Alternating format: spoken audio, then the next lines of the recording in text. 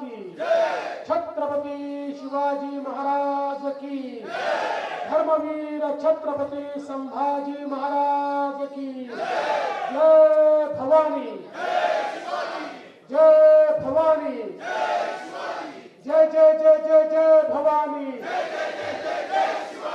जय जय जय जय जय शिवाजी।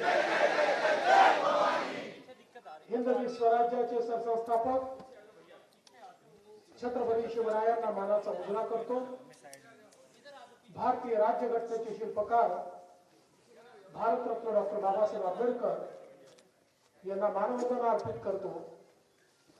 आजच्या आपल्या मराठी प्रकोष्ठाच्या या संमेलनामध्ये मंचावर उपस्थित असलेले केंद्रीय राज्यमंत्री मुरलीधर मोहोळजी, नुकतंच आपल्याला मार्गदर्शन करून पुढे गेलेले श्री रमेश पोखरियालजी, आपल्या नवी दिल्लीच्या अतिशय लोकप्रिय खासदार आणि आमच्या लहान भगिनी बासुरी स्वराजजी, आपले माजी राज्यमंत्री डॉक्टर भागवत कराडजी, भाजपचे राष्ट्रीय महामंत्री आणि ज्येष्ठ नेते आणि करोलबागचे उमेदवार दुष्यंत गौतमजी, सन्माननीय अशोक ठाकूरजी, महेंद्र लड्डाजी, नितीन सरदारेजी, वैभव डांगेजी, आशीष मिश्राजी, शहजाद पुनावालाजी, या ठिकाणी उपस्थित विविध संस्थांचे पदाधिकारी आणि उपस्थित सर्व भगिनी आणि बंधूंनो, आज मला अतिशय आनंद आहे की दिल्ली मधल्या मराठी जनांशी संवाद करण्याची संधी मराठी प्रकोष्ठनी मला दिली। मी मराठी प्रकोष्ठचे अतिशय मनापासून आभार मानतो। वैभव डांगेजींनी काही अपेक्षा देखील व्यक्त केल्या, ज्या अतिशय योग्य आणि रास्त अशा प्रकारच्या अपेक्षा आहेत आणि मी निश्चितपणे वैभवजी आपल्या माध्यमातून या ठिकाणी उपस्थित असलेल्या आमच्या तमाम मराठी जनांना आश्वस्त करू इच्छितो। तो आमच्या गलाई कामगारांचा विषय असो, आमच्या शाळांचा विषय असो, किंवा आमच्या विविध संस्थांना मदत करण्याचा विषय असो, किंवा आपल्या महाराष्ट्र सदनाला एक प्रकारे आपल्या दिल्लीतल्या मराठी जनांचं माहेर म्हणून त्या ठिकाणी व्यवस्था उभी राहावी अशा प्रकारची अपेक्षा असो, या सगळ्या अपेक्षा अतिशय रास्त अशा प्रकारच्या अपेक्षा आहेत आणि मी तुम्हाला आश्वस्त करतो की निश्चितपणे महाराष्ट्र सरकारच्या वतीनं या प्रत्येक बाबतीत मी स्वतः लक्ष घालीन आणि आपले मंत्री खासदार सगळे आहेत यांच्या मदतीनं ही सगळी व्यवस्था आपण या ठिकाणी उभी करू, जेणेकरून आपल्या माय मराठीचं संवर्धन जे लोक दिल्लीमध्ये करतायत, आपल्या मराठी संस्कृतीला या ठिकाणी केवळ जिवंतच ठेवत नाही तर ती जनाजनापर्यंत पोहोचवण्याचं काम जे करतायत त्यांच्या पाठीशी उभं राहणं हे महाराष्ट्राचा मुख्यमंत्री म्हणून माझं कर्तव्य आहे आणि निश्चितपणे आम्ही ते पूर्ण करू हा विश्वास खरं म्हणजे दिल्लीच्या निवडणुकीच्या निमित्ताने या ठिकाणी आपण सगळे लोक एकत्रित आलो आहोत आणि जेव्हा जेव्हा दिल्ली संकटात असते त्यावेळी मराठी माणूस हा दिल्लीच्या मदतीला येत असतो। आपल्याला माहिती आहे दिल्लीचेही तख्त राखितो महाराष्ट्र माझा, आणि म्हणून आज ज्यावेळी दिल्लीमध्ये एक कुशासन आपल्याला पाहायला मिळत आहे, एक भ्रष्टाचार, अनाचार, दुराचार यांनी भरलेलं शासन आपल्याला पाहायला मिळत आहे, आणि ज्यावेळी देशाचे यशस्वी प्रधानमंत्री माननीय नरेंद्र मोदीजींनी बदलाचा नारा दिलाय, बदलाचा, आता परिवर्तनाचा नारा दिलेला आहे, आपदा नहीं सहेंगे हा नारा दिलेला आहे, त्यावेळी माननीय मोदीजींच्या नाऱ्याला पहिला प्रतिसाद जर कोणी देईल तो माझा मराठी माणूस देईल, हा माझ्या मनावर विश्वास. मी नुकतंच पानिपतला जाऊन आलो आणि आपल्याला पानिपतचा इतिहास माहिती आहे की पानिपतची लढाई याकरता झाली होती की अहमदशाह अब्दाली ज्यावेळेस भारतावर चालून आला होता आणि भारतावर चालून आल्यानंतर अहमदशाह अब्दालीने ज्यावेळेस दिल्लीवर राज्य करण्याचा मनसुबा तयार केला त्यावेळी दिल्लीच्या तेव्हाच्या मुघल साम्राज्याने मराठ्यांना पत्र लिहून मदत मागितली आणि सांगितलं दिल्ली वाचवण्याकरता तुम्ही या ठिकाणी या. आणि दिल्ली वाचवण्याकरता मराठे त्या काळामध्ये या ठिकाणी आले होते. आणि ज्यावेळी मराठ्यांची फौज ही अहमदशाह अब्दालीने बघितली त्यावेळी अहमदशाह अब्दालीने पहिल्यांदा तहाचा लखोटा पाठवला आणि सांगितलं की सिंध, पंजाब आणि मुलतान हे 3 माझ्या अफगाणिस्तानचे किंवा माझ्या राज्याचे भाग आहे असं जर तुम्ही मान्य केलं तर उरलेला संपूर्ण भारत हा मराठ्यांचा आहे असं मी मान्य करून या ठिकाणून जाईल. अशा प्रकारचा तहाचा लखोटा त्यांनी पाठवला होता. पण मराठे कधीही स्वतःचा विचार करणारे नव्हते. छत्रपती शिवरायांनी मराठी माणसाला वैश्विक विचार करायला शिकवलं होतं. त्यामुळे मराठ्यांनी त्यांना सांगितलं की अटकेपर्यंत राज्य हे हिंदवी स्वराज्य आहे. त्यामुळे काही झालं तरी मुलतान, पंजाब आणि सिंध तुला देणार नाही. आणि म्हणून या ठिकाणी पानिपतची लढाई मराठे लढले. पानिपतच्या लढाईमध्ये जरी पराभव झाला तरी 10 वर्षामध्ये पुन्हा एकदा महादजी शिंदेच्या नेतृत्वात दिल्ली जिंकण्याचं काम हे मराठ्यांनी करून दाखवलं.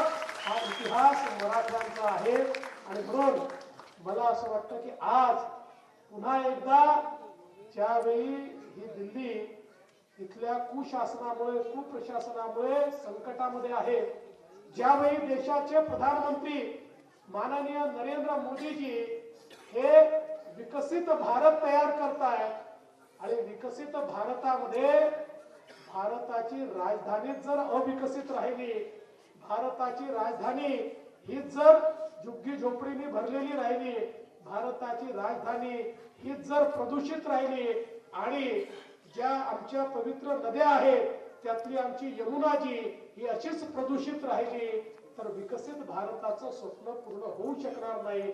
आणि म्हणून विकसित भारताचं स्वप्न पूर्ण करायचं असेल तर दिल्लीचं सरकारही मोदीजींच्या हातीच आपल्याला द्यावं लागेल. ते मोदीजींच्या हाती दिलं तर निश्चितपणे हे परिवर्तन होताना आपल्याला दिसेल.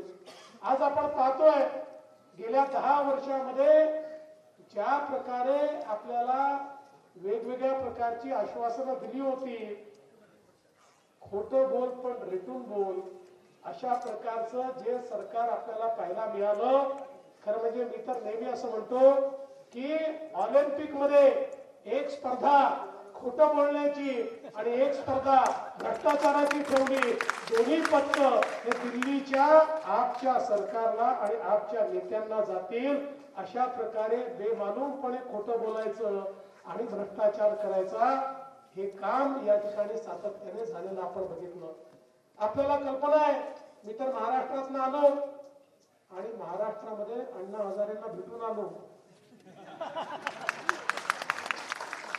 आणि मी म्हणत नाही, अण्णा हजारेंनी सांगितलं की देशामध्ये सगळ्यात बेईमान जर कोणी असेल केजरीवाल आहे. हे अण्णा हजारेंनी सांगितलंय.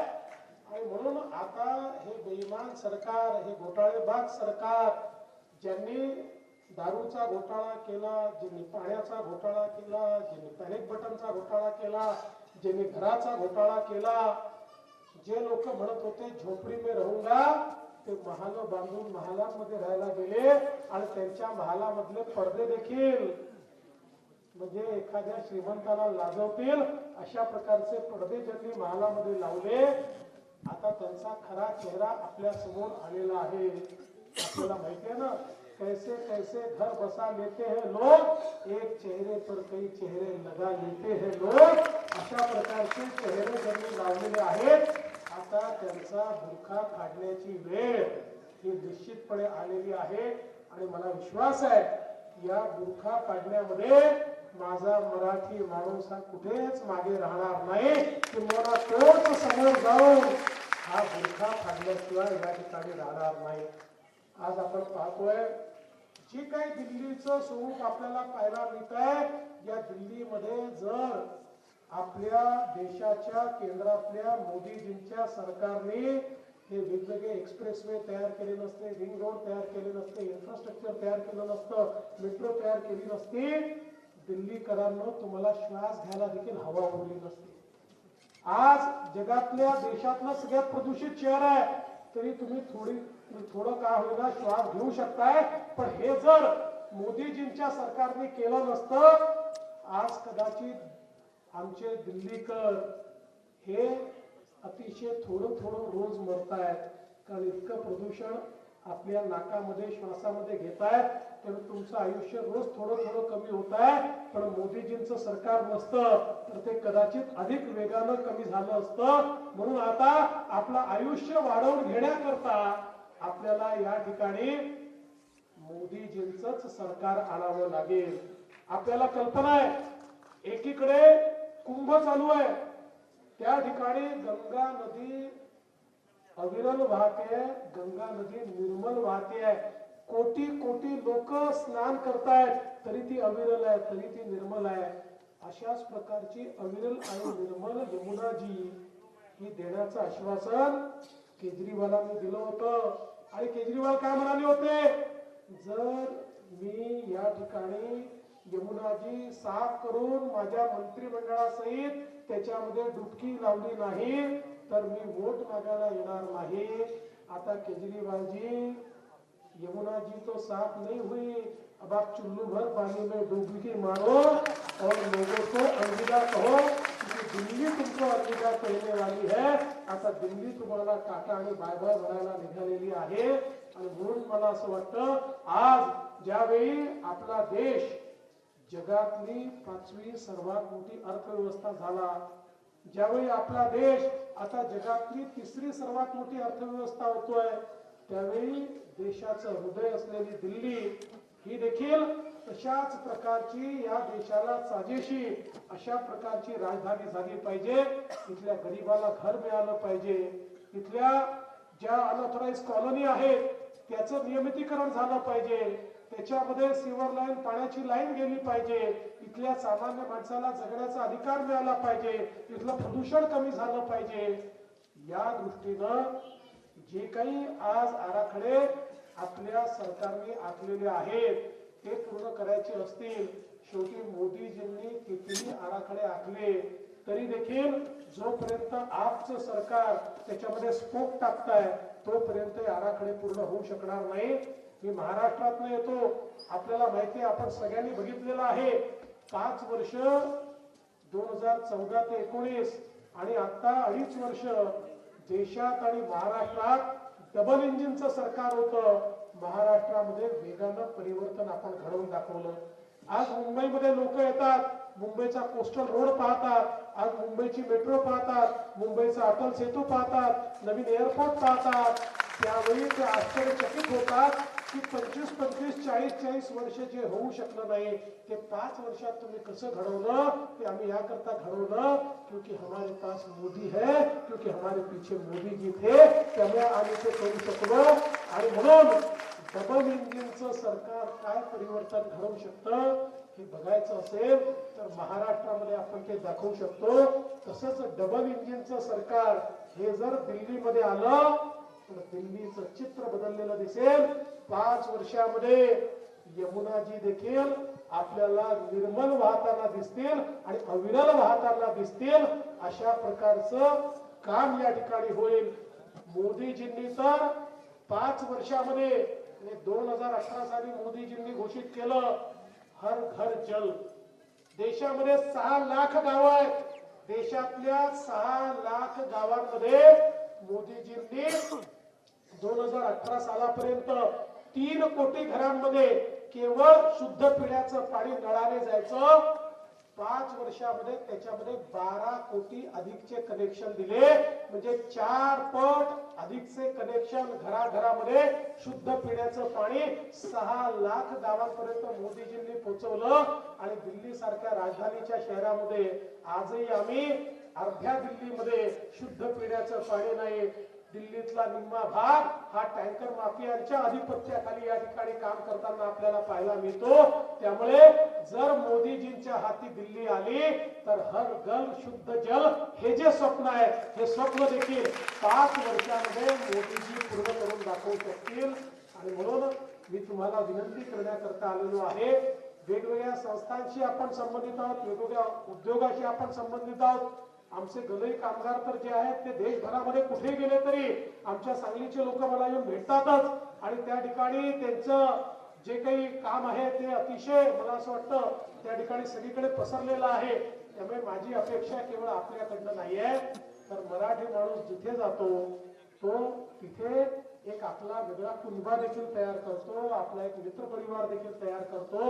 हा जो आपला कुटुंब आहे, हा जो आपला मित्र परिवार आहे, या सगळ्या मित्र परिवाराला एकत्रित करून परिवर्तनाच्या लढाईमध्ये पुन्हा एकदा छत्रपती शिवरायांचं नाव घेऊन मराठी माणसाने दिल्लीमध्ये हे परिवर्तन घडवून आणावं ही विनंती मी या ठिकाणी आपल्याला करण्याकरता आलो आहे। दुष्यंत गौतमजींसारखे एक अतिशय ज्येष्ठ नेते ज्यांना प्रदीर्घ अशा प्रकारचा राजकीय अनुभव आहे, ज्यांना संघटन माहिती आहे, ज्यांना समाज माहिती आहे, ज्यांना परिवर्तन माहिती आहे, ज्यांना विकास माहिती आहे, अशा प्रकारचे नेते आज या ठिकाणी आपल्यामध्ये आहेत। आपल्या बासुरीताई तर आहेतच, प्रवेश वर्माजी आपले त्या ठिकाणी आहेत, असे सगळे जे आपले नेते आहेत या सगळ्या नेत्यांच्या पाठीशी आपण ताकदीनं उभं राहू आणि दिल्लीच्या परिवर्तनाचे पाईक पुन्हा एकदा मराठी माणूस होईल हा विश्वास मी या ठिकाणी व्यक्त करतो। आणि मराठी प्रकोष्ठाने मला निमंत्रित केलं आणि दिल्लीतल्या मराठी माणसाशी संवाद करण्याची संधी उपलब्ध करून दिली, म्हणून मराठी प्रकोष्ठाचे मी अतिशय मनापासून या ठिकाणी आभार मानतो आणि माझं बोलणं संपवतो। धन्यवाद। जय हिंद, जय महाराष्ट्र, जय भारत। एबीपी माझा, उघडा डोळे बघा नीट।